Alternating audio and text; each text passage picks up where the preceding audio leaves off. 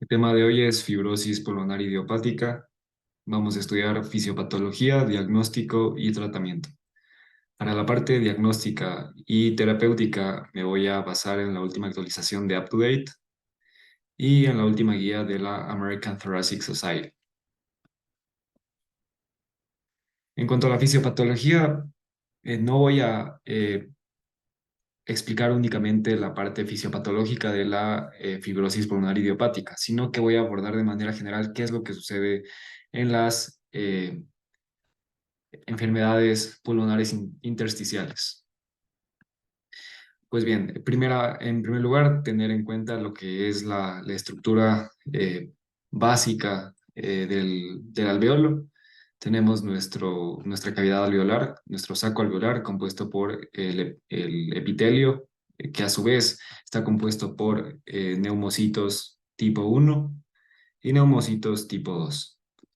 Entre el epitelio respiratorio y el capilar pulmonar, vamos a encontrar una leve o una muy delgada capa de tejido conectivo que corresponde al intersticio pulmonar. En este intersticio pulmonar vamos a tener las membranas basales tanto del epitelio como del endotelio, correspondiente al capilar pulmonar.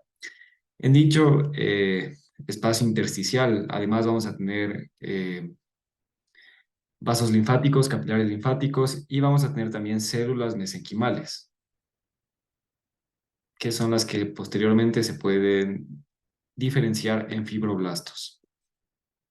Ahora bien, eso en cuanto a la estructura básica. Lo que se propone que sucede en las enfermedades pulmonares intersticiales es que un agente estresante, un agente nocivo para el tejido alveolar, que puede ser conocido, como en el caso de las neumoconiosis, en las cuales, por ejemplo, el asbesto, el sílice o el berilio pueden llegar a causar fibrosis. En la neumonitis por hipersensibilidad, los hongos presentes eh, correspondientes al moho o hongos presentes en el heno o presentes en las defecaciones de aves pueden llegar de igual manera a causar un estímulo inflamatorio que llega a causar fibrosis en estos pacientes. Y esta incógnita corresponde a básicamente el agente estresante o inflamatorio o profibrótico asociado a la fibrosis pulmonar idiopática. Idiopática, el nombre lo indica, no se sabe realmente cuál es la causa, pero se plantea que puede haber un estímulo, que puede haber un agente, que puede haber un factor que llega a causar daño a nivel del epitelio alveolar. Entonces, en este caso, este fantasmita del Pac-Man va a causar daño a nivel del epitelio. ¿Cuál va a ser la consecuencia de esto? En primer lugar, se va a generar repitelización. En la regeneración normal del tejido se encuentra que los neumocitos tipo 2 van a diferenciarse, van a proliferar y diferenciarse en neumocitos tipo 1 y van a generar esta repitelización a nivel alveolar. Y paralelamente, las células mesenquimales presentes en el ligero espacio intersticial entre el epitelio alveolar y el capilar pulmonar, de igual manera va a comenzar a actuar. En este caso, ¿qué es lo que sucede después del estímulo nocivo para el epitelio? Estas células dañadas, lesionadas, liberan interleucinas y liberan factores de crecimiento que les ayudan a regenerar el tejido. Entre estos factores de crecimiento se encuentran varios realmente. Se encuentran el factor de crecimiento derivado de plaquetas, el factor de crecimiento transformante beta, el factor de crecimiento de fibroblastos y el factor de crecimiento vasculo endotelial. ¿Qué es lo común que tienen estos cuatro factores de crecimiento? Es que actúan directamente a nivel de las células mesenquimales presentes en el tejido intersticial pulmonar. Y esto va a hacer que estas células mesenquimales se especialicen. porque recuerden, las células mesenquimales pueden ser células madre o pueden ser células poco diferenciadas que bajo los estímulos adecuados llegan a diferenciarse ya como tal en las células especializadas. En este caso, fibroblastos y miofibroblastos. Entonces, una vez que estos factores de crecimiento liberados durante la lesión del epitelio van a actuar a nivel de los receptores presentes en la célula mesenquimal, ¿qué es lo que va a generar? ¿Cuál es el efecto directo en esta célula mesenquimal? Primero, diferenciación, como ya mencioné.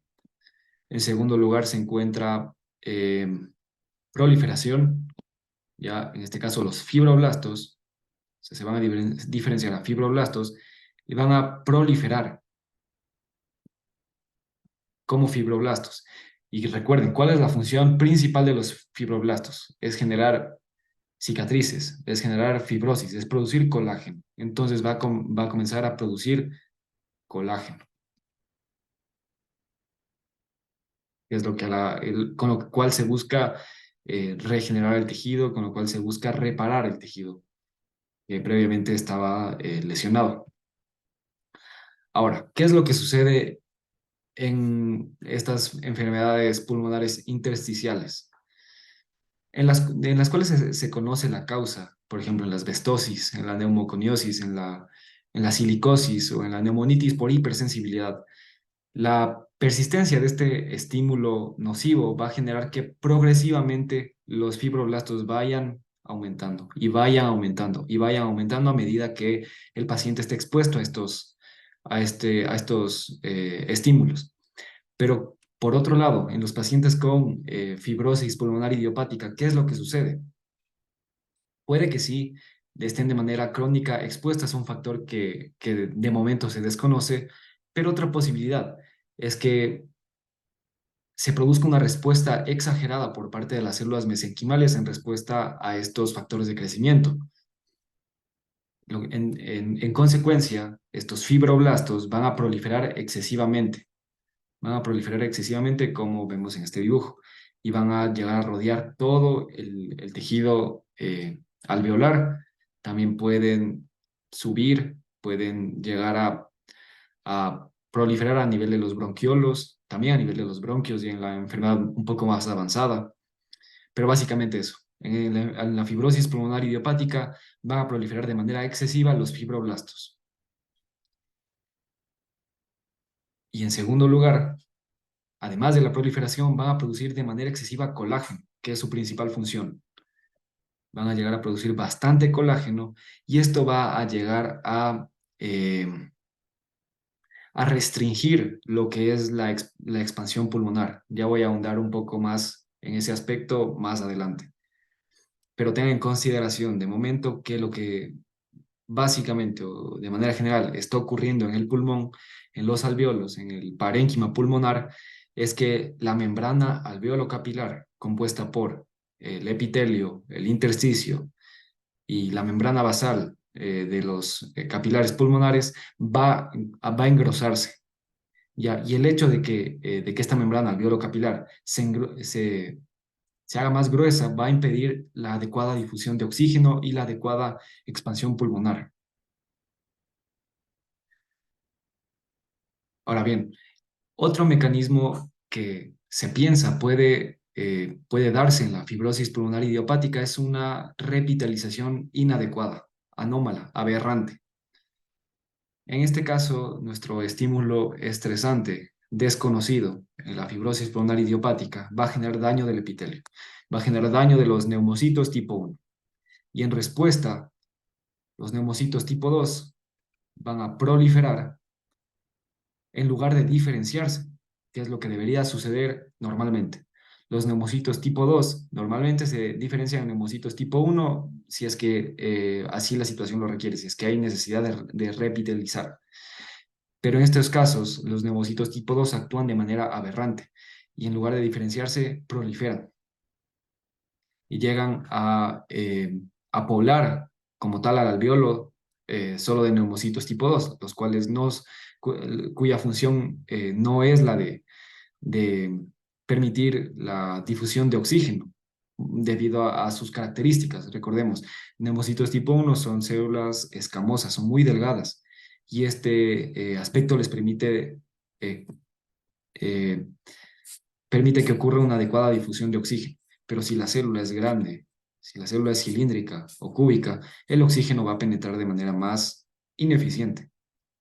Entonces es uno de los aspectos que puede llegar a explicar la fisiopatología, explicar el por qué los pacientes también pueden llegar a tener hipoxemia, una saturación baja. Ahora bien, recordemos dos conceptos importantes. Los pulmones tienen estas dos cualidades que son la capacitancia o la compliance, que lo vamos a poner como C, y la elastancia. ¿Qué son, básicamente? La compliance o capacitancia es esta cualidad del tejido pulmonar que le permite expandirse, que le permite a los alvéolos expandirse, al pulmón expandirse dentro de la caja torácica. Mientras que la elastancia es la capacidad que tienen el tejido pulmonar de regresar a su posición inicial. La estancia es la capacidad que tiene el pulmón de regresar a su posición, a su estado inicial, a su estado basal, durante la expiración.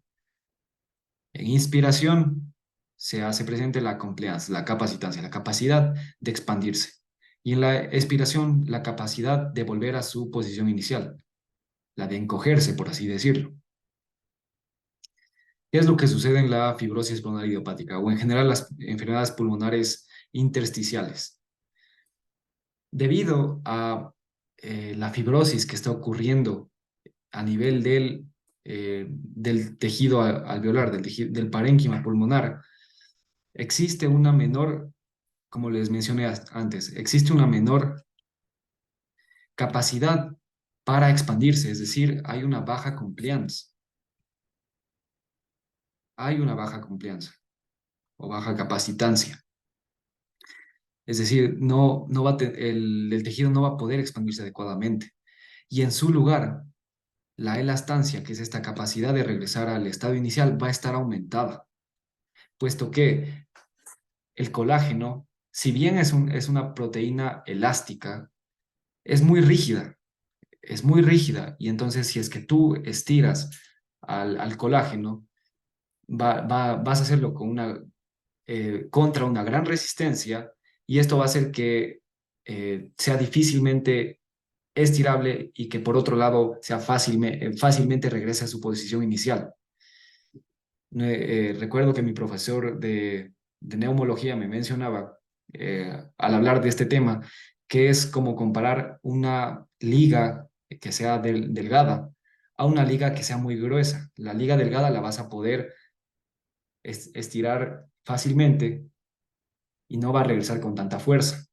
Mientras tanto, si es que tú estiras una liga que sea muy gruesa, una banda que sea muy gruesa, lo vas a hacer con dificultad y fácilmente va a regresar a su posición inicial. Es lo que sucede en la enfermedad pulmonar intersticial.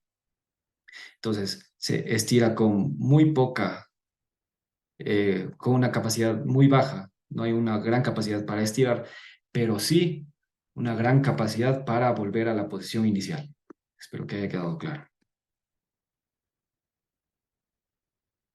Es lo que va a suceder. Por ende, el pulmón durante la inspiración no va a llegar a llenarse de mucho aire como un pulmón normal. No va a ser lo mismo. Se va a expandir muy poco. Y además, en cuanto a esto va a tener impacto en las capacidades pulmonares, como ya vamos a ver. En un pulmón normal, en un pulmón no restrictivo, eh, en lo que corresponde a las capacidades pulmonares, vamos a tener un volumen tidal normal y, y un volumen de reserva inspiratorio alto, un volumen de reserva inspiratorio normal. Pero un pulmón restrictivo que no puede expandirse y que por ende no puede captar mucho aire, que no puede llenarse de mucho aire, va a tener una menor la inspiración va a durar menos, va a ser más corta, va a ser más débil.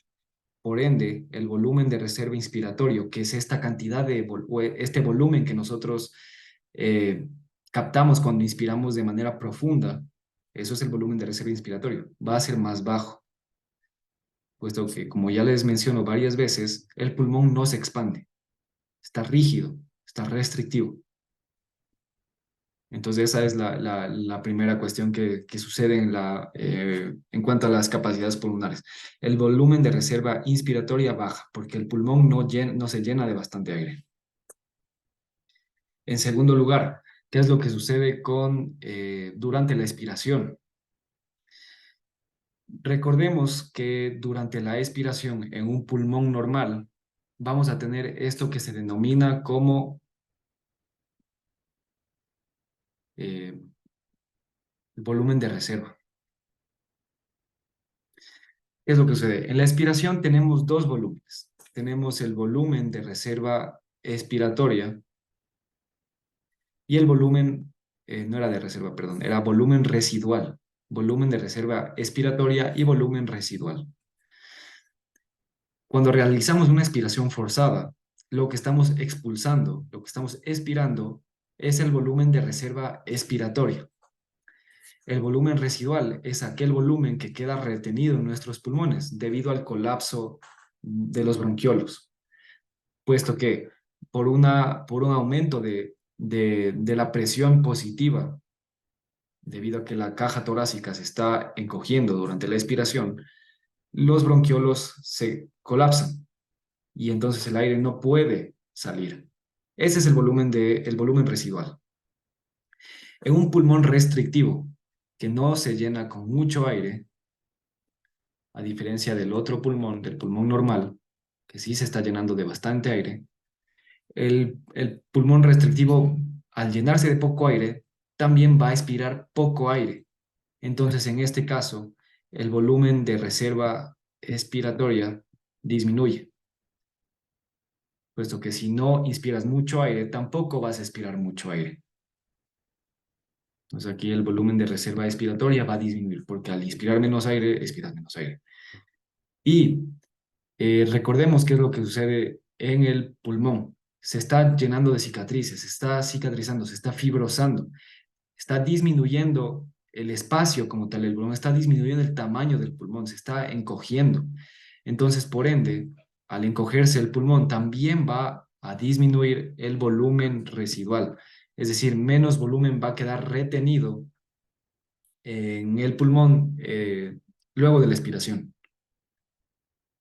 Hasta el momento hemos visto tres volúmenes que van a verse disminuidos. El volumen de reserva inspiratoria, el volumen de reserva expiratoria, el volumen residual. La suma de todos estos volúmenes, incluido el volumen tidal, que digamos va a estar normal en estos pacientes, todo este volumen lo conocemos como la capacidad pulmonar total. Todos los volúmenes que se encuentran en el pulmón en total van a denominarse como capacidad pulmonar total.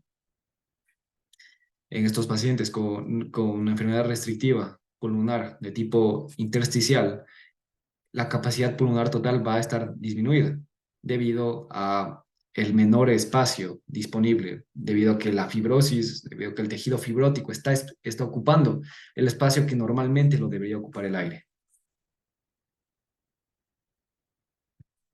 Ya les mencioné un poco anteriormente acerca de qué es lo que sucede con la difusión de gases, pues en este caso, al comparar un alveolo normal con un alveolo fibrótico, el hecho de que el alveolo fibrótico tenga una membrana alveolo capilar más ancha, más gruesa, más grande, va a impedir que el oxígeno pueda difundir fácilmente a través de la membrana, a diferencia del, del alveolo normal, cuya difusión no va a estar alterada, puesto que la membrana alveolo capilar es muy delgada. Entonces los gases difunden adecuadamente, difunden fácilmente.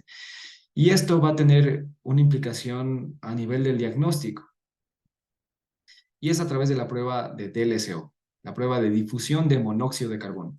El monóxido de carbono es un gas con mucha afinidad por la hemoglobina, con una gran capacidad de difusión, mayor que la del oxígeno. Difunde muy fácilmente a través de la membrana. Entonces, ¿en qué consiste esta prueba? En esta prueba de difusión de monóxido de carbono, al paciente se le administra determinado volumen de aire que incluye monóxido de carbono. Se le administra este volumen con monóxido de carbono que al llegar a los alveolos, al llegar a los alveolos, se espera que dicho monóxido de carbono atraviese la membrana. Y en el primer caso, en el alveolo normal, va a penetrar por completo. Casi todo el monóxido de carbono, digamos, se administra un 100% de monóxido de carbono. En este caso, el monóxido de carbono va a penetrar con un valor mayor al 80%, es decir, el 80% del monóxido de carbono que se administra llega a difundirse a través de la membrana. Por otro lado, en los casos de fibrosis pulmonar, en los casos en los que tenemos fibrosis a nivel del alveolo, el monóxido de carbono va a penetrar muy débilmente, no va a difundirse adecuadamente a través de la membrana alveolo capilar. Entonces, del 100% administrado, menos de un 80% del monóxido de carbono va a llegar a la membrana, va a atravesar la membrana alveolo capilar y va a llegar a la sangre. Entonces es un valor importante a considerar, el 80%, puesto que en uno de los criterios o valores que tenemos nosotros para decir que una enfermedad es restrictiva, que hay una alteración de la membrana alveolar, es cuando en la prueba del DLCO, en la prueba del monóxido de carbono, obtenemos un valor menor al 80%. En cuanto a la curva flujo-volumen, en el graficado con negro se encuentra el gráfico de un paciente con una función pulmonar normal, mientras que a la derecha, graficado con rojo, se encuentra el de un paciente con una enfermedad restrictiva. Es evidente en este caso la diferencia. Lo que podemos observar en el eje de las Y corresponde al flujo por segundo, a los litros por segundo, a la cantidad de volumen que está saliendo en un segundo. Como podemos observar, hay una diferencia en cuanto al flujo, en cuanto a los litros sobre segundo. Y es que en el caso del paciente con la función normal, se va a expirar más litros por segundo en relación al paciente con la enfermedad restrictiva, puesto como les mencioné, en la inspiración se va a captar menos aire en el paciente restrictivo en comparación al paciente normal. Es decir, el paciente con función normal va a inspirar más aire, va a retener más aire, va a captar más aire que el paciente con la enfermedad restrictiva.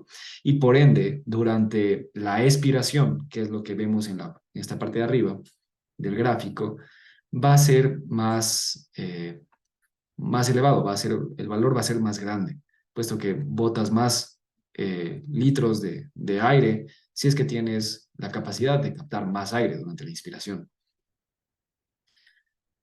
Otra de las diferencias que podemos observar es en cuanto a cuánto volumen llega a expirarse, ¿no?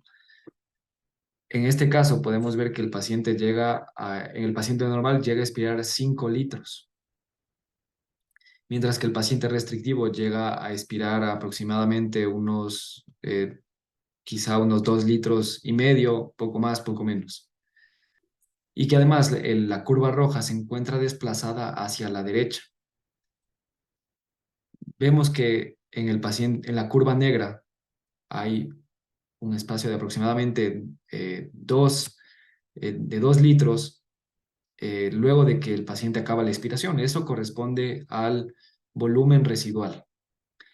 Este espacio o este volumen que se encuentra después de que el paciente acaba la expiración en este punto corresponde al volumen residual. Como mencioné antes, uno de los volúmenes que se encuentra disminuido en los pacientes con enfermedad restrictiva del pulmón es precisamente el volumen residual, debido a que el pulmón va a ser más pequeño, puesto que va a estar ocupado por este tejido fibrótico. Entonces aquí podemos evidenciar una vez más la disminución del volumen residual. Durante la inspiración, debido a la menor capacidad de ampliar, de inflar los alvéolos debido a la fibrosis, vamos a tener que en este gráfico, de igual manera, el volumen que llega a captarse va a ser más bajo en relación a la curva negra del paciente normal.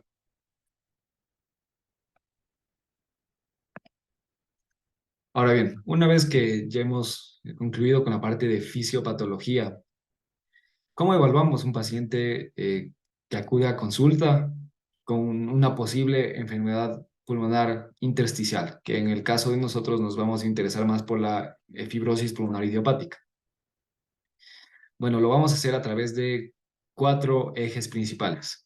Vamos a evaluar la sintomatología del paciente, tanto la sintomatología pulmonar como extrapulmonar. Vamos a evaluar la imagen, que bueno, aquí no se ve muy bien, pero es imagen, ya que a partir de la imagen nosotros vamos a tener una idea clara de qué enfermedad puede tratarse y ver si es que es importante o no realizar una biopsia. Así que a este eje le vamos a sumar biopsia. Como vamos a ver, no es en todos los casos. En tercer lugar se encuentra la espirometría.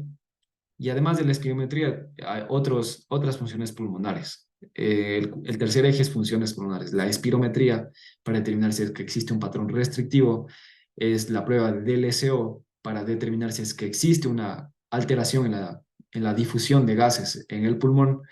Y como aspecto más importante en cuanto al diagnóstico, considero yo que es la historia clínica, puesto que en la historia clínica nosotros vamos a poder determinar si es que en el caso de que el paciente presente una enfermedad fibrótica del pulmón, esta tiene una causa. La historia clínica nos va a ser muy útil para determinar si es que la enfermedad fibrótica del paciente tiene una causa reumatológica, tiene una causa asociada a medicamentos, una causa asociada a, a radiación, entre otras, o si de verdad es idiopática, como el caso que nos atañe el día de hoy. Ahora bien, ¿cuáles son los síntomas principales con los cuales va a venir el paciente? Son estos dos. Son disnea progresiva o disnea insidiosa más tos no productiva. Es decir, en primer lugar, el paciente va a acudir a la consulta y va a decir, doctor, siento que en los últimos meses me ha faltado cada vez más el aire con mis actividades diarias, que me ha costado subir las gradas, que siento que me falta el aire al subir las gradas, antes no me pasaba, o antes podía correr 10 kilómetros y ahora puedo correr solo 1 kilómetro porque me falta el aire. Es una disnea progresiva, es que se ha ido desarrollando a lo largo de meses o años. Incluso llega a darse el caso de que el paciente no identifica de que este síntoma, no identifica de que le falta el aire. ¿Y esto por qué? Porque en algunos pacientes llegan a limitar tanto sus actividades diarias sin darse cuenta realmente de que es al, por alguna alteración a nivel del pulmón, en este caso, tanto así que al limitar sus actividades pasan en reposo casi todo el día y lo llegan a normalizar. Llegan a normalizar el no realizar muchas actividades, puesto que el realizarlas les puede generar este síntoma, la disnea. Entonces, si el médico le pregunta, siente que le ha faltado el aire, puede que en los últimos meses puede que el paciente refiera que no le ha faltado el aire. En ese caso, nos va a ser útil el realizar algunas pruebas de esfuerzo, por ejemplo. O también, si es que está en presencia de algún familiar, preguntarle acerca de las actividades del paciente. Tos no productiva, ya en este caso de igual manera suele presentarse en básicamente casi todos los pacientes.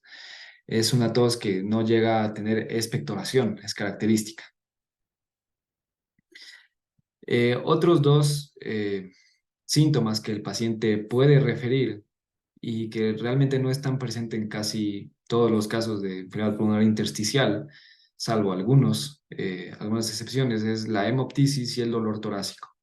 Son dos síntomas que nos pueden orientar hacia algunas etiologías. Por ejemplo, La hemoptisis nos puede, lo que primero debería hacernos pensar es en un tromboembolismo pulmonar, especialmente en el contexto agudo, en un caso agudo. Eh, no se logra ver muy bien aquí, pero la otra enfermedad que nos puede hacer, que, en la que podemos pensar en un paciente con hepatitis es estenosis mitral crónica. Otra es vasculitis, por ejemplo, la vasculitis granulomatosa con poliangiitis o de Wegner, o vasculitis granulomatosa eosinofílica o de Churg-Strauss, o también malignidad. En estos casos de hemoptisis se debe sospechar de igual manera cáncer, si es que no se presenta de manera aguda. El dolor torácico en las enfermedades pulmonares restrictivas lo podemos observar en la sarcoidosis, en la artritis reumatoide y en el lupus, debido a que en estas tres patologías puede verse alterada o afectada la pleura. Y recordemos que la pleura es aquella parte dentro de la caja torácica que puede, en la cual puede manifestarse dolor. Ahora bien, en la sintomatología extrapulmonar, en un paciente que digamos, en el examen físico eh, observamos, o más bien auscultamos, crepitantes, crepitantes o rales de tipo velcro, más la clínica antes mencionada, especialmente disnea progresiva y tos no productiva, vamos a pensar en una fibrosis pulmonar. Ahora tenemos que ver otros síntomas, estudiar otros signos, otras manifestaciones que nos puedan sugerir una causa para la fibrosis pulmonar. Entonces, en este caso es importante evaluar la sintomatología extrapulmonar, los signos extrapulmonares también. En el caso de la artritis reumatoide, una enfermedad reumatológica asociada con fibrosis pulmonar en aproximadamente un 20 a 40% de los casos, ¿qué es lo que nos va a sugerir como tal la presencia de artritis reumatoide? Principalmente, como el nombre lo indica, la artritis, que el paciente o especialmente la paciente acuda con dolor articular, con dolor en las articulaciones eh, interfalángicas proximales, en las articulaciones metacarpofalángicas, en las articulaciones del carpo, la presencia de nódulos a nivel de la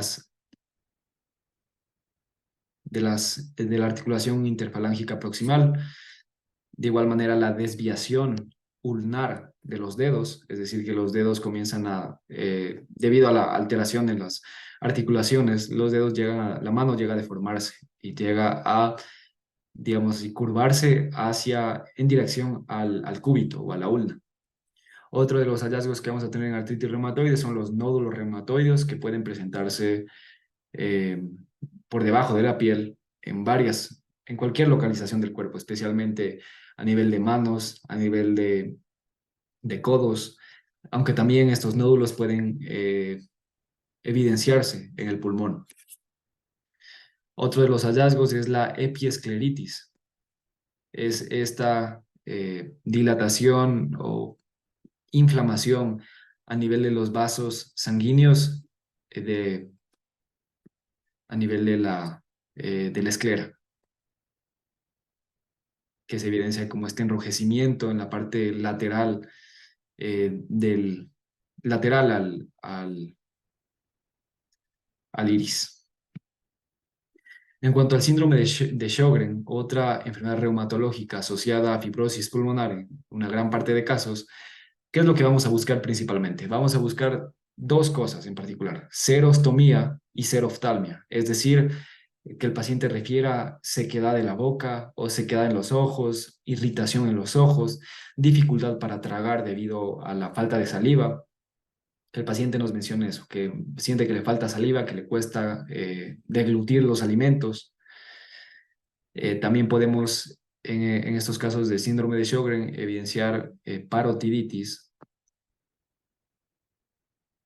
Parotiditis, inflamación de las parótidas, estas glándulas productoras de saliva pueden llegar a estar inflamadas. Otro de los hallazgos que podemos encontrar en el síndrome de Sjögren es dolor articular. Puede ser dolor articular proximal o dolor articular distal. Otro de los hallazgos o algo que nos va a referir el paciente es que quizá en las últimas semanas o días ha estado presentando poliuria.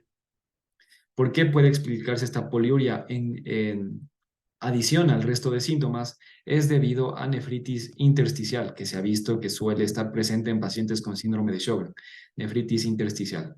Y recuerden, si hay afectación del intersticio, afectación de los túbulos, estos no van a poder eh, participar en la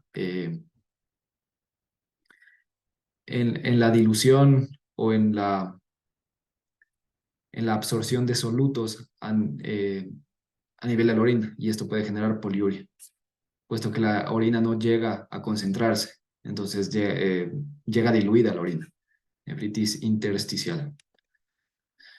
Hay más hallazgos, más síntomas, más signos en síndrome de Sjögren, como por ejemplo la neuropatía periférica. Entonces el paciente nos puede referir debilidad, parestesias o falta de sensibilidad. La esclerodermia es esta enfermedad fibrótica o profibrótica sistémica, esta fibrosis sistémica en pacientes especialmente del sexo femenino, en sus 20, 30, 40, 50 años, que se va a caracterizar porque ¿qué es lo que nosotros vamos a observar en el examen físico? Vamos a observar a nivel de las manos está este signo de la esclerodactilia, que es cuando el tejido fibrótico comienza a depositarse a nivel de la piel, esclerodactilia. Y esto les da un aspecto liso, poco rugoso, sin arrugas. Lo característico de esta esclerodactilia o de la fibrosis a nivel de otras partes de la piel en el cuerpo es la ausencia de arrugas. Los pacientes la piel se ve muy lisa, brillante en algunos casos. Otro de los hallazgos va a ser, o de claro, de los síntomas que nos va a referir especialmente las pacientes, es este síndrome de Raynaud, que es básicamente la paciente se expone a un clima frío, puede ser que sale a la intemperie y estaba haciendo frío o que metió las manos en agua fría y observó este hallazgo. Y esto se debe básicamente a una respuesta excesiva en la vasoconstricción de los vasos periféricos. Hay una vasoconstricción tal que el flujo llega a comprometerse demasiado en las extremidades de estos pacientes. Y entonces, como vemos aquí, estos dedos amarillos es que no están recibiendo sangre, porque hay probablemente aquí una arteria que está en vasoconstricción severa.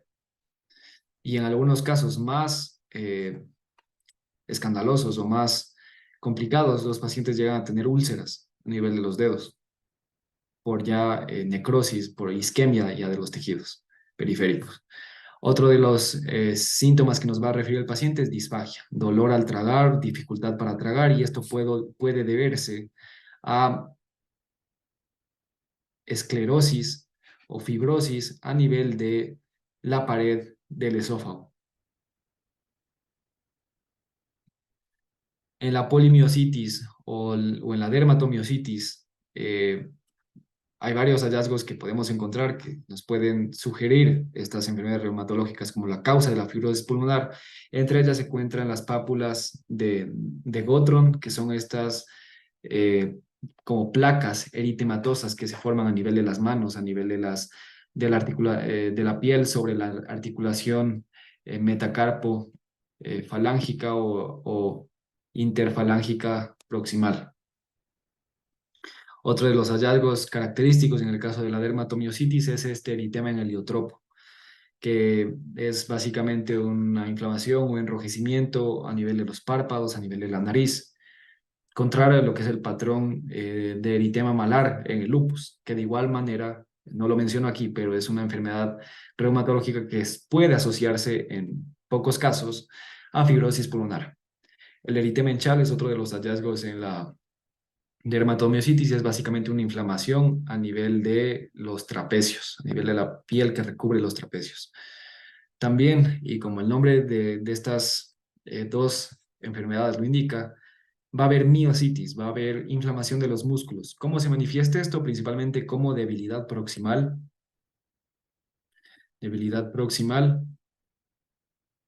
y mialgias. También pueden presentarse con fiebre subaguda o crónica y ya. En cuanto a la sarcoidosis, es esta enfermedad granulomatosa, inflamatoria, crónica, de la cual no se sabe realmente la causa. ¿Qué es lo que nos va a sugerir que el paciente presente sarcoidosis? Bueno, primero los síntomas pulmonares, puesto que es la principal zona afectada por la sarcoidosis, pero otros hallazgos muy característicos de la sarcoidosis son estos hallazgos en especialmente los miembros inferiores, que es el eritema nodoso. El eritema nodoso es básicamente una zona de inflamación que suele ser palpable y dolorosa, por eso lo de nodo, puesto que se palpa como un nodo, como un nódulo, a nivel a nivel pretibial, usualmente. Otro de los hallazgos es la uveitis, ya como lo vamos a ver, básicamente con inflamación o dilatación de los vasos sanguíneos que rodean al iris. Otro de los hallazgos puede ser, o síntomas que nos refiere el paciente, es dolor abdominal, lo cual, si bien es muy inespecífico, cuando se encuentra a nivel del cuadrante superior derecho, nos puede indicar que hay alguna alteración hepática que puede estar relacionada a la sarcoidosis. Ya, ahora, ahondando ya más en lo que es la historia clínica, ¿cuáles son los aspectos que debemos valorar minuciosamente? Entre ellos se encuentra la edad, puesto que, digamos, si es que es una paciente de 20 a 40 años que nos acude con esta clínica, podemos pensar rápidamente en una enfermedad del tejido conectivo, puesto que es más común en esta población. Podemos pensar en la sarcoidosis, podemos pensar en la histiocitosis pulmonar de Langerhans. En pacientes que son mayores de 50 años, es principalmente la población que sufre de fibrosis pulmonar idiopática. Entonces, en ausencia de otros síntomas, probablemente vamos a sospechar esta enfermedad. Aunque cabe en este punto mencionar que realmente la fibrosis pulmonar idiopática es un diagnóstico al cual llegamos después de haber descartado varios otros diagnósticos. Después de haber descartado todas estas exposiciones, todas estas enfermedades reumatológicas, ya en cuanto a las exposiciones, ¿cuáles son importantes? Debemos preguntarle al paciente acerca de su trabajo, acerca de en dónde trabaja, a qué se dedica, a qué se expone, puesto que hay la exposición a algunos polvos como el sílice, el asbesto, el berilio, el carbón, se ha visto asociado a fibrosis pulmonar en el caso de las neumoconiosis, en el caso de la asbestosis, de la silicosis, de la beriliosis. En el caso de pacientes que acudan con este cuadro y que nos refieran que, que trabajan con aves de corral o que son granjeros que manejan heno o que manejan paja, o que recientemente adquirieron un humidificador o aire acondicionado y comenzaron con síntomas pulmonares, que puede incluir fiebre, lo cual nos puede hacer sospechar de una neumonía y es un importante diagnóstico diferencial para la neumonitis por hipersensibilidad, pues precisamente vamos a pensar en esta patología. Eh, Como les digo, eh, estas exposiciones se asocian a neumonitis por hipersensibilidad. ¿Cómo vamos a tratar de evaluar este caso en particular?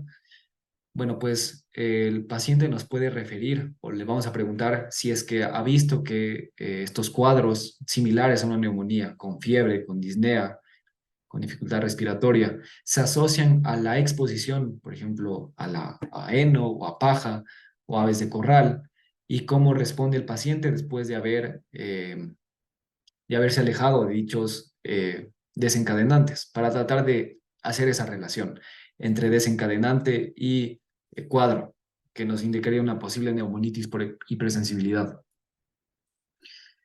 De igual manera, la exposición al tabaco, que el paciente haya sido fumador, es un factor de riesgo para fibrosis pulmonar idiopática, puesto que se ha visto esta asociación, aunque como tal no se ha encontrado causalidad. fibrosis pulmonar descamativa, bronquiolitis respiratoria más neumonía intersticial, son algunos diagnósticos que se asocian al tabaquismo. Y aquí están algunos otros polvos inorgánicos que se han asociado a fibrosis pulmonar. En este caso, los polvos orgánicos son los que suelen asociarse a la neumonitis por hipersensibilidad. Entre ellos están los hongos termófilos, los cuales suelen estar presentes en el heno o en la paja, y es por ello su asociación a la neumonitis por hipersensibilidad.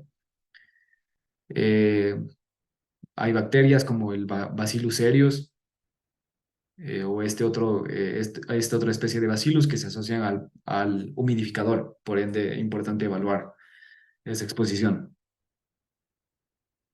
Y proteínas presentes en las heces de las aves. Por ello es importante preguntar al paciente acerca de si ha estado, eh, estado en contacto con aves o si trabaja con aves que puedan explicar el cuadro del paciente. Ya, ahora en cuanto al trabajo del paciente, a la labor del paciente que puede asociarse a una de estas enfermedades, tenemos que prestarle especial énfasis a si es que el paciente es constructor y ha trabajado en demolición, ha sido minero, si ha trabajado en construcción naval, en fundición de metales, si ha trabajado con material de aislamiento eléctrico, si ha trabajado como mecánico automotriz, como plomero, soldador o como fabricador de vidrio, puesto que en estas profesiones los pacientes pueden exponerse a estos polvos, especialmente asbesto, como podemos ver. Ya otros aspectos importantes en la historia clínica es la exposición a medicamentos, puesto que hay varios medicamentos que se encuentran muy bien documentados como profibróticos, como fármacos asociados a la fibrosis pulmonar. Ya vamos a ver algunos que son muy característicos. En los antecedentes patológicos personales, debemos preguntarle si es que si es que ya ha sido diagnosticado con alguna enfermedad autoinmune, por ejemplo, una de esclerodermia, una artritis reumatoide, entre otras que ya vimos previamente. Si es que se le ha diagnosticado vasculitis o tratar de hallar durante el abordaje del paciente algunos indicios de vasculitis, si es que el paciente presenta algún compromiso inmunitario, si es que presenta VIH mal controlada, puesto que estos pacientes tienen más riesgo de enfermedad pulmonar recurrente y la inflamación recurrente puede terminar en fibrosis. Y la exposición a radiación es importante evaluar porque también se ha documentado fibrosis post-radiación.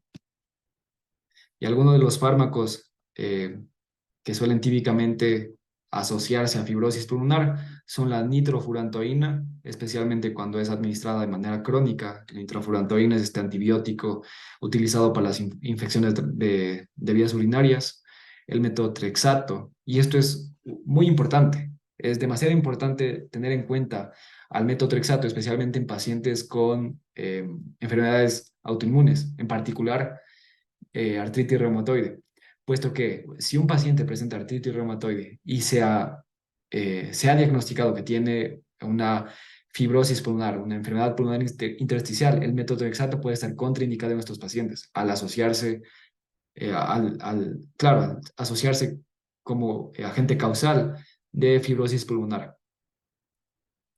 Otros fármacos importantes en este caso son la miodarona, que es este antiarrítmico que debido a a lo lipofílico que resulta este fármaco, puede depositarse en el tejido pulmonar, puede llegar a cristalizarse y generar fibrosis. Otro fármaco es la bleomicina, que es este antibiótico que es un antibiótico que suele utilizarse en algunos casos de cáncer asociado, o un cáncer que puede generar o que genera de manera recurrente fusiones pleurales, puede administrarse bleomicina como tratamiento para generar pleurodesis, que es el uso que se le da. Y fármacos que pueden inducir lupus inducido por fármacos. Entre ellos se encuentra la hidralazina, que es este vasodilatador, la isoniazida, este antituberculoso, la procainamida, este antiarrítmico de clase 1. Son algunos fármacos que pueden inducir lupus y que por ende hay riesgo de que puedan generar fibrosis pulmonar. Ya la temporalidad del cuadro del paciente es de igual manera sumamente importante. Cuando es agudo a subagudo, vamos a pensar en una neumonitis por hipersensibilidad, una neumonía eosinofílica o una exacerbación de o alguna enfermedad del tejido conectivo o una reagudización. En estos casos de enfermedades que se presentan un patrón agudo, es muy importante descartar una infección atípica, una infección bacteriana atípica o viral, puesto que la clínica es similar y los hallazgos en imagen son similares. Por lo tanto, es sumamente importante poder el diferenciarlas. Ya, y si el cuadro del paciente es crónico, pues vamos a pensar en una fibrosis pulmonar idiopática, en una enfermedad del tejido conectivo una vez más, puesto que estas son enfermedades crónicas, neumoconiosis y sarcoidosis. Y aquí hice una breve clasificación, me faltó unir esta parte de acá, de lo que son las enfermedades, la enfermedad pulmonar intersticial. Tenemos etiología conocida y etiología desconocida. En la etiología desconocida vamos a tener dos grupos principales. En primer lugar se encuentra la sarcoidosis y en segundo lugar ya se encuentran como tal las neumonías intersticiales idiopáticas, entre ellas la neumonía intersticial descamativa, la fibrosis pulmonar idiopática, la neumonía intersticial aguda, entre otras. Mientras que en la etiología conocida tenemos a las neumoconiosis, a la fibrosis pulmonar inducida por drogas, inducida por radiación, postinfecciosa, especialmente en pacientes con compromiso inmunitario. Se ha documentado en algunos pacientes que han sufrido síndrome de distrés respiratorio agudo, fibrosis pulmonar a largo plazo. Enfermedades reumatológicas, ya las mencioné antes, lupus, Sjögren, esclerodermia, la polimiositis, dermatomiositis. También tenemos neumonitis por hipersensibilidad. Faltó en este cuadro las vasculitis y algunas causas genéticas, como el síndrome de Gaucher, que es esta enfermedad de tipo lisosomal, la esclerosis tuberosa y el síndrome de telómeros cortos. Ya. De igual manera, en la parte del abordaje inicial de los pacientes, en el abordaje diagnóstico, es sumamente importante en los pacientes que se sospecha, que se tiene una sospecha importante o considerable de enfermedad autoinmune, la serología. Ya, la guía del UpToDate recomienda que en los pacientes que todavía no se tiene una causa clara, una causa o una etiología muy precisa acerca del porqué de su cuadro pulmonar, se puede recomendar el realizar un test de serología para anticuerpos antinucleares, antipéptido citrulinado en artritis reumatoide o de factor reumatoide y tener una valoración mucho más especial, una sospecha mucho más alta, si es que se quiere pedir otros anticuerpos. Por ejemplo, en el lupus tenemos los anti-DNA de doble cadena, los anti-Smith. En esclerodermia tenemos los anti-SSL70 o antitopoisomerasa y anticentrómero. En Sjögren tenemos los anti-SSA, anti-SCB. Y en la polimiositis, dermatomiositis, tenemos los anti-Jo1 en el caso de polimiositis, anti-MDA5 en el caso de dermatomiositis. Ahora bien, una vez cubierta la parte del diferencial para las enfermedades pulmonares intersticiales, en cuanto a la fibrosis pulmonar idiopática, ya de manera específica, tenemos que es el grupo, dentro del grupo de las neumonías intersticiales idiopáticas, la enfermedad más común presenta una mayor prevalencia e incidencia en hombres mayores de 50 años, aunque no se limita solo a este sexo. Y en pacientes mayores de 65 años vemos que llega a tener una prevalencia de hasta 500 casos sobre 100.000 habitantes. Para abordar esta enfermedad, para llegar al diagnóstico de esta enfermedad, primero es importante descartar, una causa identificable, lo que ya hicimos previamente. En segundo lugar, es caracterizar el patrón de alteración pulmonar, ver eh, en qué medida está alterado la función pulmonar a través del DLSO, a través de la espirometría. En tercer lugar se encuentra la tomografía de alta resolución, con lo cual queremos confirmar el patrón de fibrosis característico de la fibrosis pulmonar idiopática, que también se conoce como patrón de neumonía intersticial usual, que ya lo vamos a ver más adelante. Este eh, hallazgo de neumonía intersticial usual en la tomografía puede llegar a ser confirmatorio de fibrosis pulmonar idiopática, puede llegar a ser diagnóstico. Por lo tanto, puede que el abordaje se quede hasta este paso, hasta el paso 3. Pero en pacientes que no tienen unos hallazgos en radiología tan claros, puede llegar a necesitarse un estudio patológico confirmatorio a través de biopsia. Ahora bien, ya en cuanto a los test de función pulmonar, en cuanto a la evaluación ya del paciente que queremos determinar que tiene una enfermedad restrictiva en primer lugar, se encuentra la espirometría como una de las más importantes. ¿Cuál es el patrón que vamos a observar en la espirometría? Es una FVC menor al 80%. Es una, eh, básicamente, ¿por qué se da esto? Recordemos que la FVC mide cuánto volumen es expirado durante todo el periodo de medición de este test. ¿Cuánto volumen llega a expirarse en total? Va a estar menor a 80, por esto que recordemos que es una enfermedad restrictiva. El pulmón no va a inspirar eh, un gran volumen y por ende no va a expirar un gran volumen, sino que el volumen va a ser bajo. Ya entonces el FVC va a ser menor a 80%. La relación FEV1-FVC, es decir, la relación del volumen expirado forzosamente al primer segundo sobre el volumen expirado forzosamente ya durante toda la expiración, va a ser mayor a 0,8, lo cual nos va a permitir diferenciar de las enfermedades obstructivas, que recordemos tiene un valor, un FEV1 FVC, que suele ser menor al 0,7. En este caso vamos a tener un valor normal a alto. ¿Por qué? ¿Por qué se da esto? Recordemos que todo esto va a ser el FVC, todo este va a ser el volumen que el paciente va a estar expirando durante este examen. De este valor total, una fracción va a ser el FEV1. Esto en cuanto a un paciente normal. Pero ¿qué sucede en un paciente con una enfermedad restrictiva? El FVC va a ser bajo y proporcionalmente el FEV1 también va a estar más bajo. Y en este caso es importante tener en cuenta el término proporcional, puesto que como tal el FEV1 va a bajar, el FEV1 va a ser más bajo de acuerdo al predicho, de acuerdo a lo que debería ser normalmente en el paciente. Pero al relacionarlo con el FVC,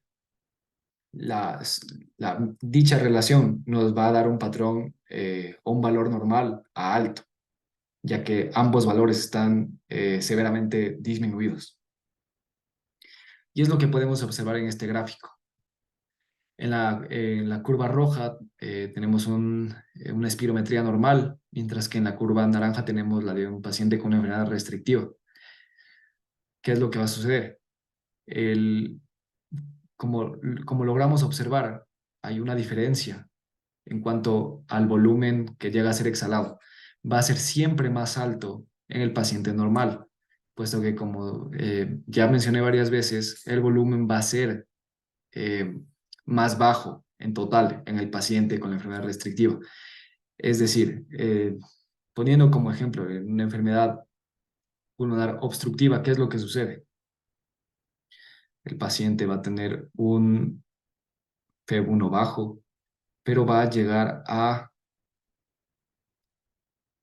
expirar un volumen que puede ser normal o puede ser un poco bajo, pero puede llegar a alcanzar el valor de normalidad, el FVC. En el caso del patrón restrictivo, nunca va a alcanzar el valor normal, puesto que el pulmón va a ser más pequeño, va a ser restrictivo, no va a llegar a inspirar ni expirar la misma cantidad de aire, va a ser más baja. Pero que eso haya quedado claro. Ya, en segundo lugar tenemos en cuanto a los exámenes de función pulmonar, el DLSO, que es que evalúa la capacidad de difusión, que como ya mencioné previamente, un valor menor al 80% del predicho, es decir, un valor que indique que menos del 80% del monóxido de carbono llegó a la circulación, nos va a indicar una disminución en la difusión. Y esto es característico de las enfermedades restrictivas con afectación de la membrana alveolo capilar. El otro test que nos va a ser útil especialmente para el monitoreo, para el seguimiento de los pacientes, es el test de caminata de 6 minutos. Ya, ¿qué podemos decir de este test? Básicamente, evalúa cuántos metros el paciente caminó durante 6 minutos, evalúa si es que hay una disminución de la saturación con respecto al reposo durante este esfuerzo, y estos valores son anotados y son comparados con valores que se miden posteriormente, meses después o años después, a medida que la enfermedad del paciente evoluciona. Esto nos permite determinar el grado de deterioro de la función pulmonar. Vemos que cuando la saturación de oxígeno es menor al 88% durante el ejercicio, la sobrevida media de los pacientes, de estos pacientes, es de tan solo 3,21 años. Mientras que cuando es mayor al 89% en esta misma población de los pacientes con fibrosis pulmonar idiopática, la sobrevida media es de 6,63 años. En lo que corresponde a la imagen, eh, lo que nos va a hacer de ayuda diagnóstica, lo que nos va a permitir diagnosticar una fibrosis pulmonar idiopática es la tomografía computarizada de alta resolución. Se puede optar por, en primer lugar, realizar una radiografía de tórax. Nos puede ser de ayuda en cuanto a la orientación del diagnóstico, pero realmente la radiografía no nos va a ayudar a diagnosticar una fibrosis pulmonar idiopática. Pero la tomografía de alta resolución sí lo va a hacer, siempre y cuando nosotros encontremos un patrón UIP para neumonía intersticial usual o un patrón UIP probable, neumonía intersticial probable. El hallazgo de cualquiera de estos dos patrones, en ausencia de hallazgos que nos sugieran otra enfermedad, otra etiología, va a ser diagnóstico para la fibrosis pulmonar idiopática. Repito, si es que encontramos un patrón UIP o un patrón UIP probable sin hallazgos sugestivos de otra enfermedad, nos va a indicar ya un diagnóstico de fibrosis pulmonar idiopática y no vamos a requerir un estudio histopatológico para llegar al diagnóstico. Ya lo tenemos. Ya, ¿qué es lo que vamos a encontrar en el patrón UIP? Vamos a encontrar tres aspectos principales, tres hallazgos principales. Son las bronquiectasias o bronquioloectasias con o sin tracción. Podemos encontrar el patrón, eh, esto olvidé de ponerlo aquí, es el patrón en panal o el honeycombing, patrón en panal, que es similar a un panal de abejas tal cual. La presencia de este patrón en panal y de las bronquiectasias y bronquioloectasias eh, por tracción son característicos de este patrón UIP. ¿Qué otros hallazgos podemos encontrar?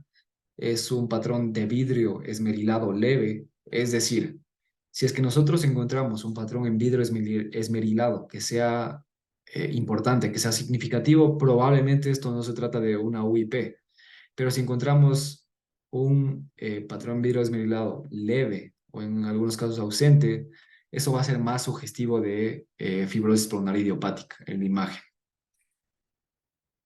Otro de los hallazgos que podemos encontrar es el patrón reticular, ya debido a la fibrosis a nivel paraceptal. Puede haber osificación pulmonar, es decir, puede llegar a calcificarse estas zonas de fibrosis, y puede haber presencia de engrosamiento irregular de los septos interlobulares debido a la fibrosis a nivel de estos septos. Un patrón UIP, y otra cosa, eh, estos hallazgos van a tener un predominio subpleural y basal, es decir, si aquí tenemos nuestros pulmones. Principalmente va a haber una afectación en este nivel, a nivel basal subpleural. Si es que nosotros tenemos hallazgos de afectación apical, de afectación pleural, probablemente esto no se trate de una neumonía, de un patrón de neumonía intersticial usual. Probablemente no sea una fibrosis pulmonar idiopática. Hay que buscar otras causas, puesto que esto es lo característico de la fibrosis pulmonar idiopática. En cuanto al patrón UIP probable, de igual manera, va a tener un predominio subpleural y basal y puede tener cualquiera de estos hallazgos, es decir, un patrón reticular con bronquiectasias o bronquiolectasias por tracción, un patrón o un patrón de vidrio esmerilado leve, en ausencia de hallazgos que indiquen otro diagnóstico. Esto es lo importante en el patrón UIP probable.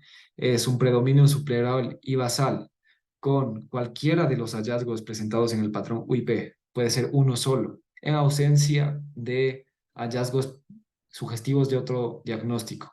Eso nos va a indicar un patrón UIP probable. Esta parte es importante, lo de la ausencia de la preservación subpleural, que puede ser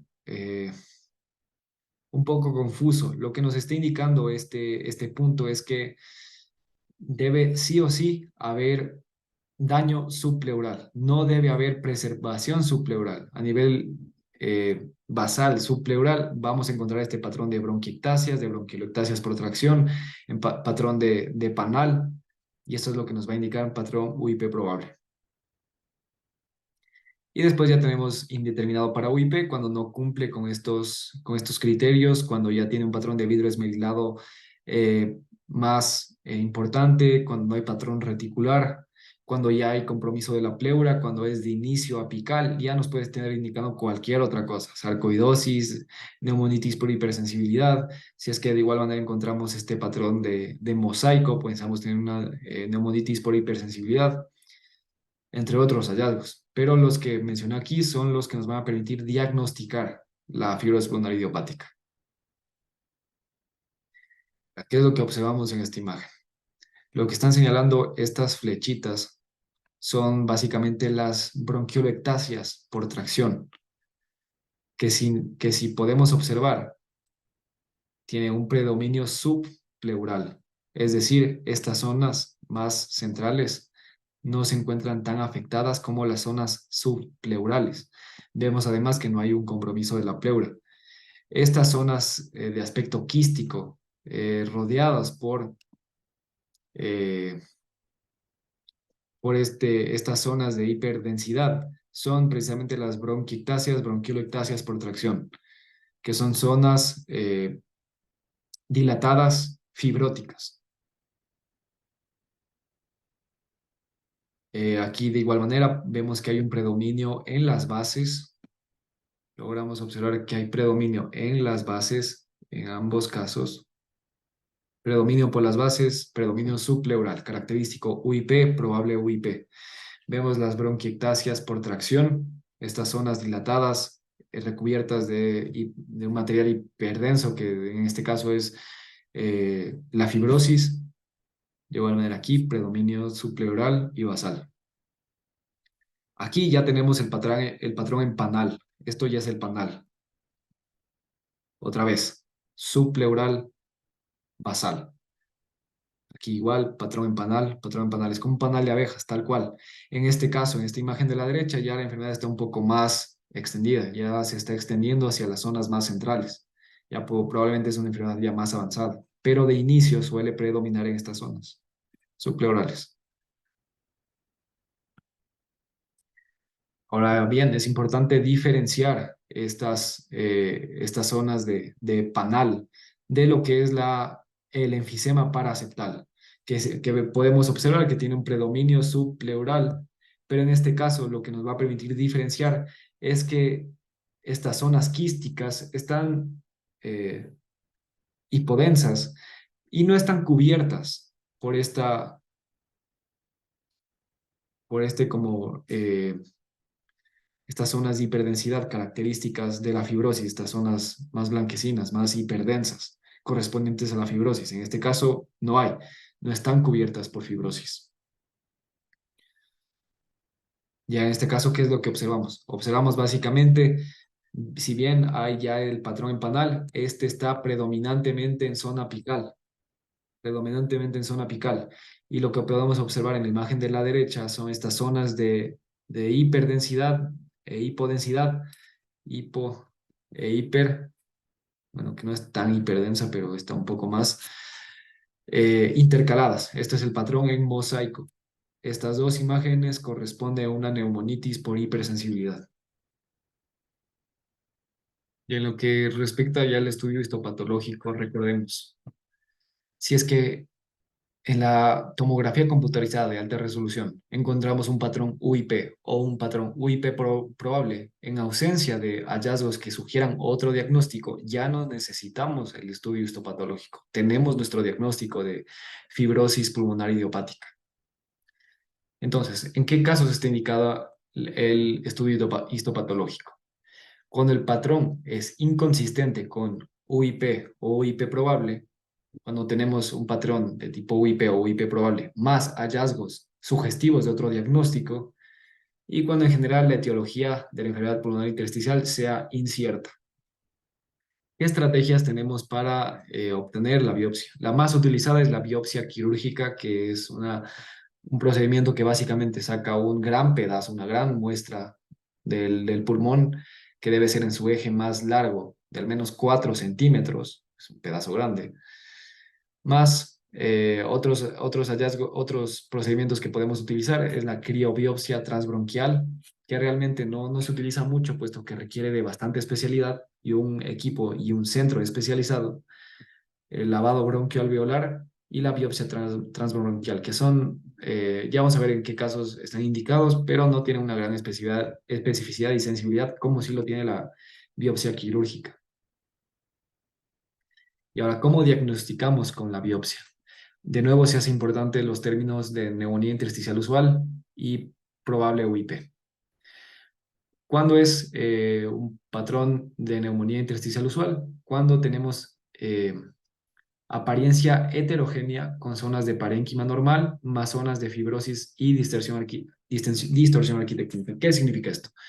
Vamos a tener zonas en la histología normales, alveolos normales, bronquiolos normales, pero eh, al seguir observando en el microscopio vamos a ver que también hay zonas de fibrosis con la arquitectura sumamente distorsionada, es decir, vamos a tener intercalados estas dos zonas de zona normal, zona anormal, zona normal, zona normal.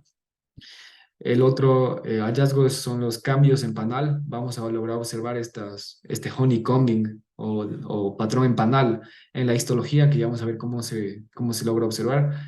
Los focos fibroblásticos son otro hallazgo muy importante en el UIP y que tenga predominio subpleural, de igual como en la imagen, y paraceptal, en este caso 9.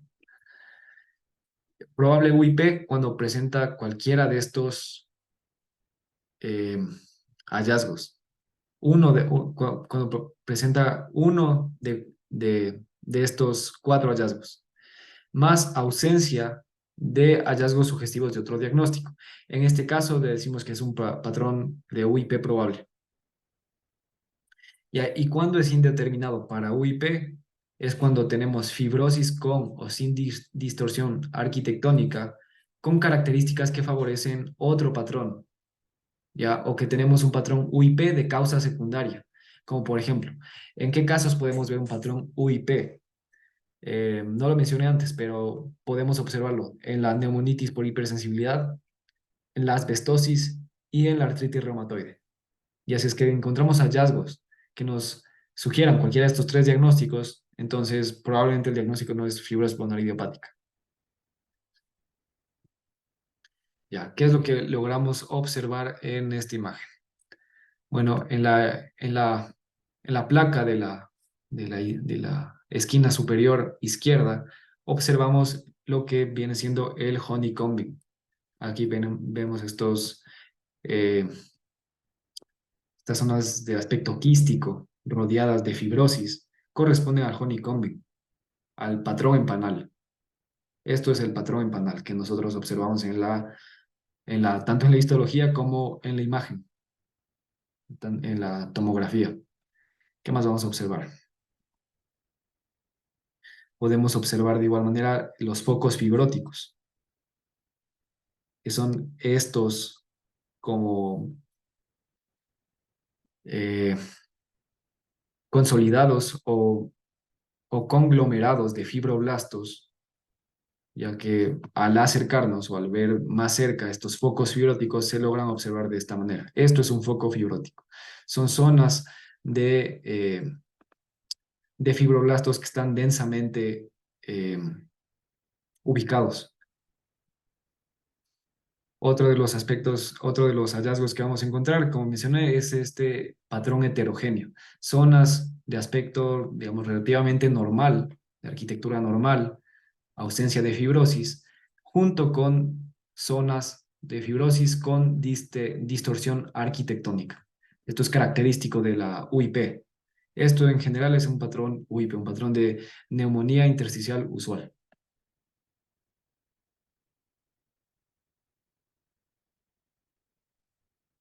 Ya. Ahora juntando ya básicamente lo que es la imagen y lo que es el patrón de la biopsia, tenemos que, si tenemos un patrón UIP en la imagen, en la tomografía o un patrón probable de UIP, ya tenemos directamente el FPI. No es necesario realizar la histología, como les mencioné antes. Pero si tenemos un patrón indeterminado en la tomografía más un patrón UIP en el histopatológico, el diagnóstico es FPI, es fibrosis pulmonar idiopática. Si es que tenemos hallazgos en la tomografía que sugieran un diagnóstico alternativo, pero en la histopatología hallamos un patrón UIP, lo más probable es que sea una FP, una fibrosis pulmonar idiopática. Y va a suceder lo mismo para el patrón probable UIP.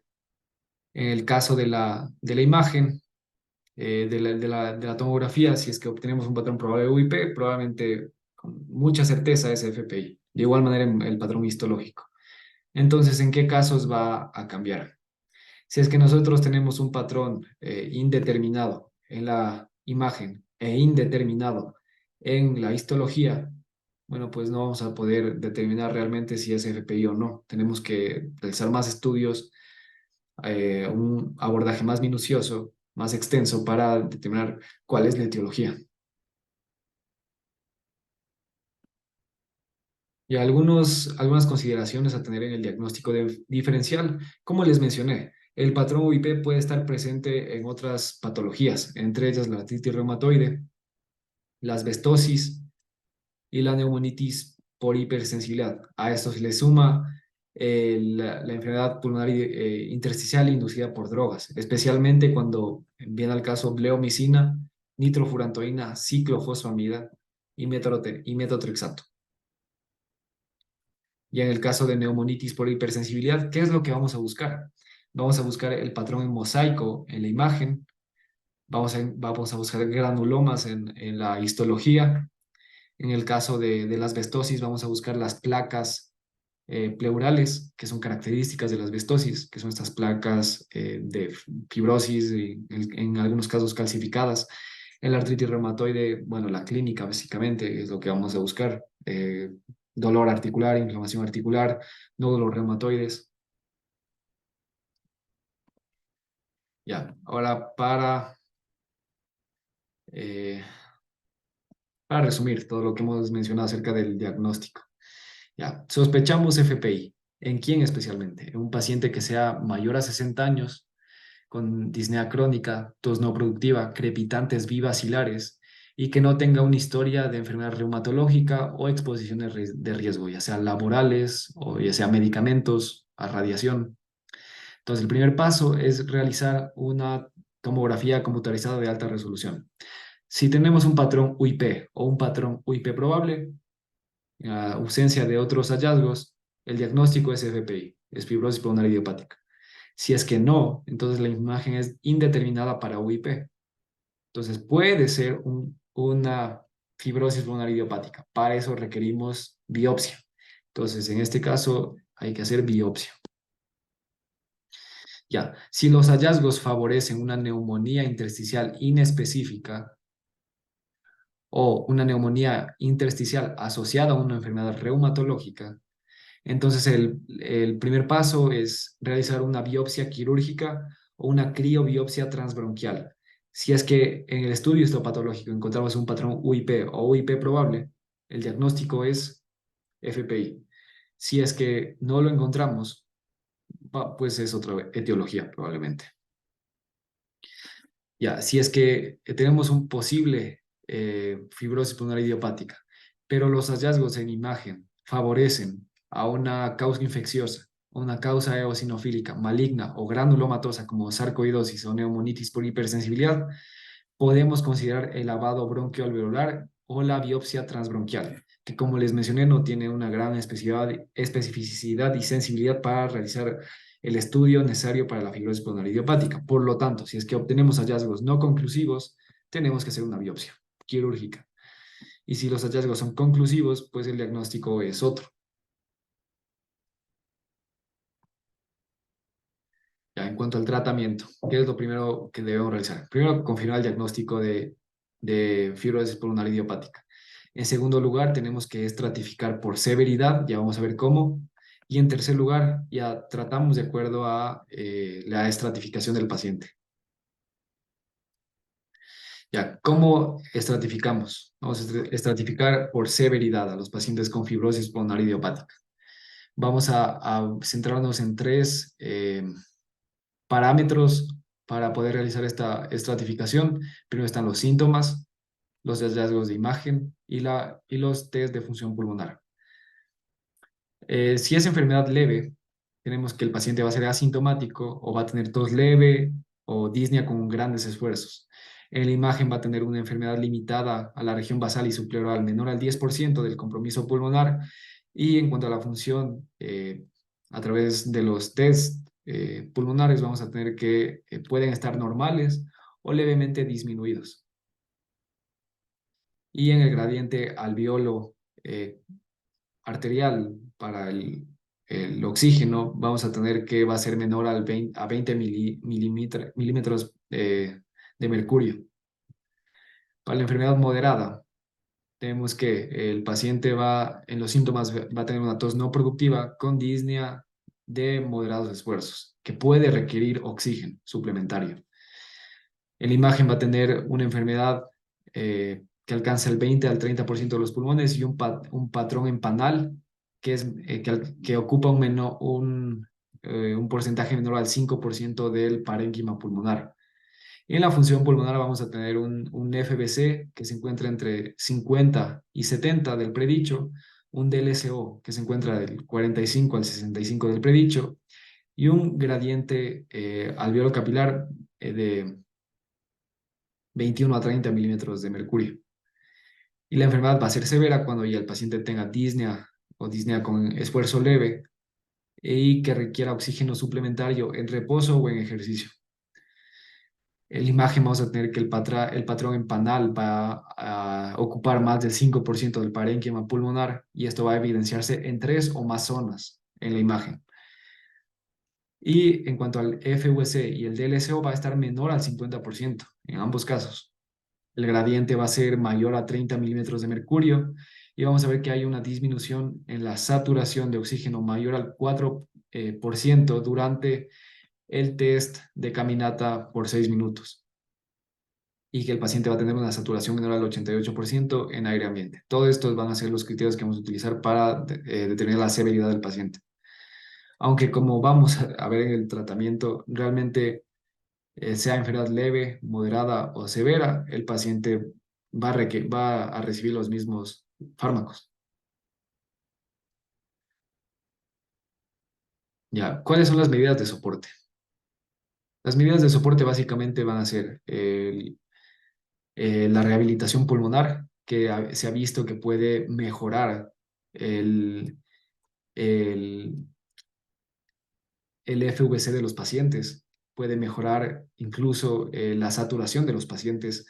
oxígeno suplementario si es que lo necesita. Se requiere prevenir infecciones, puesto que pueden generar exacerbaciones agudas de la enfermedad. Para eso es importante la vacunación para el neumococo, la influenza, el COVID-19, la bordetela pertussis y el virus respiratorio sincitial. Son las vacunas que se recomiendan en estos pacientes.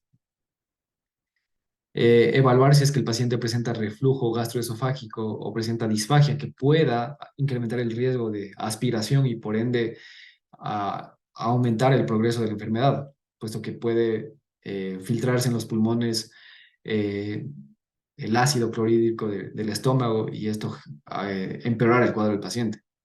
Se recomienda educar a los pacientes y promoverlos a cesar el tabaquismo si es que se encuentran fumando actualmente.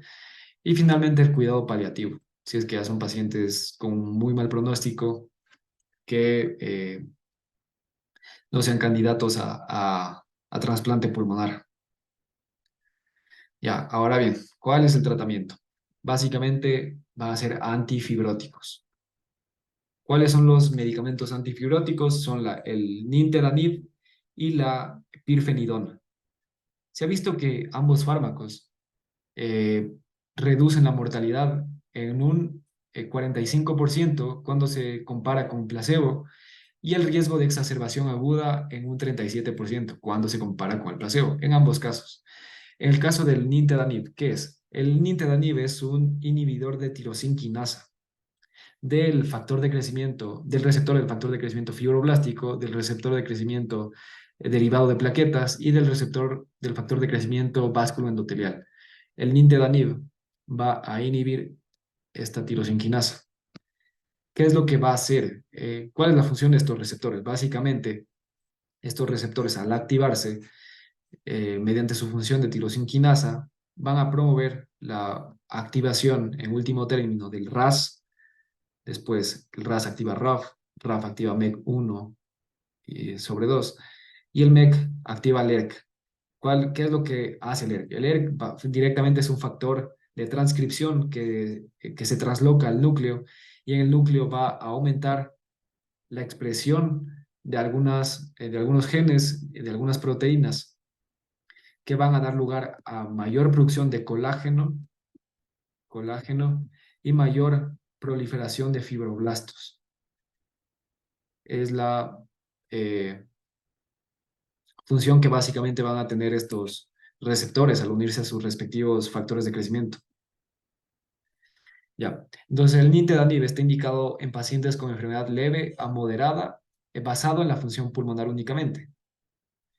Se sugiere que este fármaco sea utilizado en pacientes con enfermedad avanzada, es decir, que tengan un FVC menor al 50 o un DLCO menor al 35%.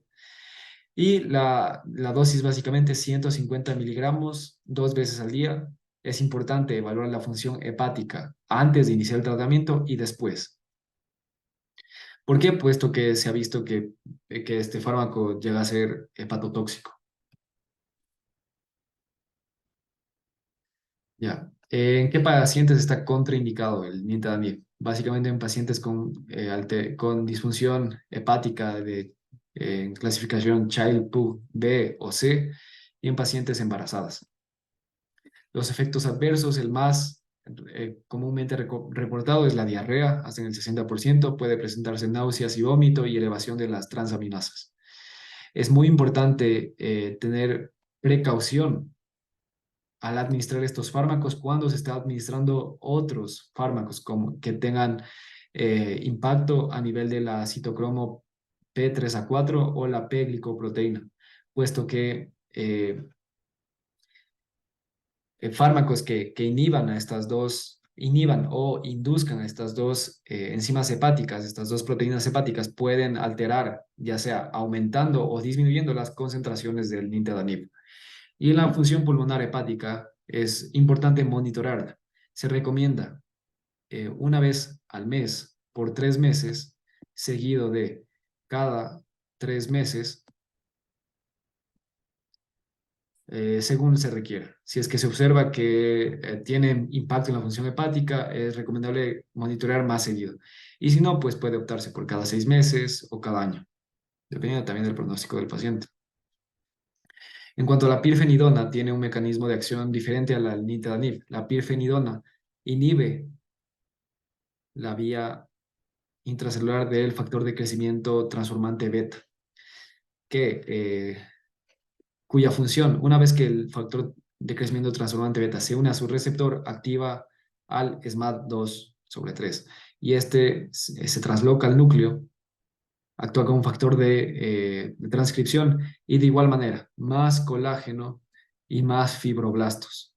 Es el impacto que esto tiene. Uno de los principales mediadores del factor de crecimiento de transformante beta es el factor de crecimiento del tejido conectivo. Es uno de los que se encuentra disminuido cuando la pirfenidona eh, inhibe la vía del factor de crecimiento transformante beta. Y a la dosis en la cual se administra es la primera semana 267 miligramos, es decir, una cápsula 3 veces al día. La segunda semana se dobla la dosis, es decir, 534 miligramos, 2 cápsulas, 3 veces al día. Y a partir de la tercera semana se administra 801 miligramos, es decir, 3 cápsulas, 3 veces al día. Está indicado de igual manera que el nintedanib en enfermedad leve a moderada y se sugiere utilizarla en la enfermedad severa. ¿Ya cuáles son los efectos adversos?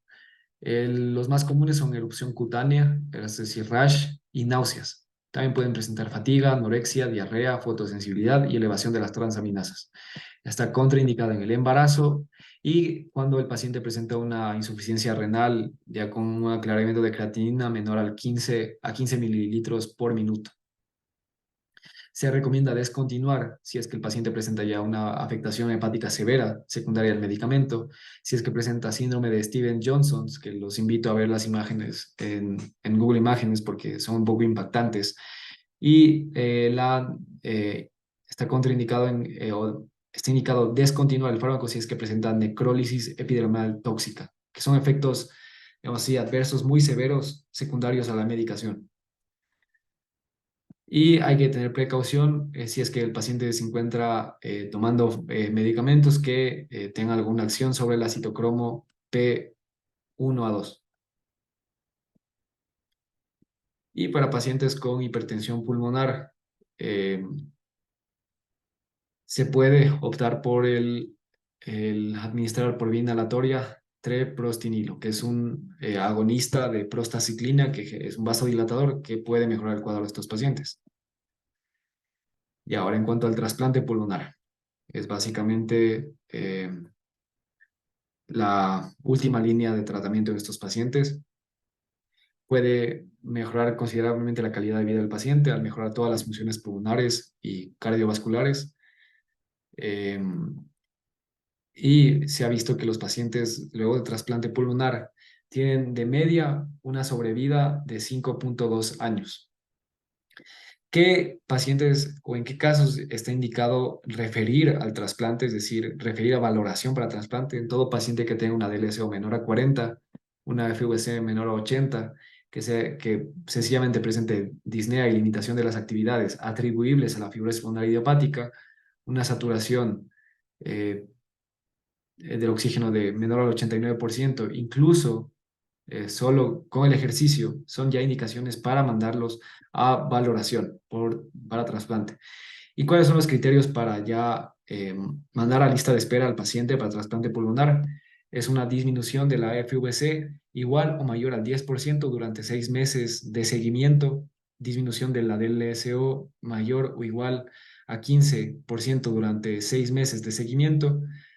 En cuanto al test de caminata por 6 minutos, que este presente una distancia caminada menor a 250 metros, una desaturación que haga que caiga por debajo de del 88% de saturación de oxígeno durante el test, o una disminución de más de 50 metros en 6 meses.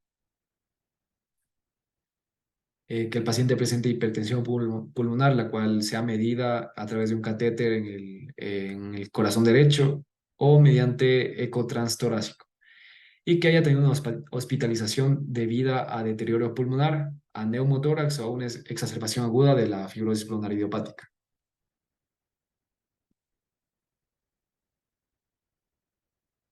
Ya, finalmente se han tratado varias terapias farmacológicas en los pacientes sin éxito alguno. Se ha tratado anticoagulación, puesto que se ha propuesto que los pacientes con fibrosis pulmonar idiopática presentan un estado protrombótico, pero en estos casos se ha administrado warfarina. Se ha visto en los estudios que los pacientes que recibieron warfarina, eh, teniendo fibrosis pulmonar idiopática, presentaron una mayor mortalidad. Los antibióticos de igual manera no están indicados en estos pacientes, no se ha visto realmente una mejoría con respecto al placebo. Y pacientes que recibieron azatioprina más prednisona más N-acetilcisteína se vio que tenían una mayor mortalidad. Por lo tanto, no se recomienda ni esta terapia ni otras terapias para eh, antiinflamatorias, como el metotrexato, que ya mencioné que está contraindicada en estos pacientes, como la leflunomida, el micofenolato, no están indicados. Hay algunos fármacos que requieren más estudio para determinar si tienen algún beneficio en estos pacientes. En el caso del antagonista del receptor de endotelina, como el bosentan, se debe estudiar para casos de hipertensión pulmonar secundarios a la fibrosis pulmonar idiopática, inhibidores P de la fosfodiesterasa 5, como el sildenafil, puede que sean útiles en la hipertensión pulmonar, pero requiere más estudio. Y se ha visto que la combinación de pirfenidona más nintedanib hasta el momento presenta tolerancia. Todavía no se ha visto si es más efectiva o no en cuanto a la progresión de la enfermedad. Y algunas posibles terapias que se plantean a futuro son los inhibidores de la fosfodiesterasa 4, la pentraxina 2 y el panrevlumab, que es un antifactor de crecimiento del tejido conectivo. Y eso ha sido básicamente todo lo importante para saber en cuanto a el manejo, diagnóstico, fisiopatología de la fibrosis pulmonar idiopática.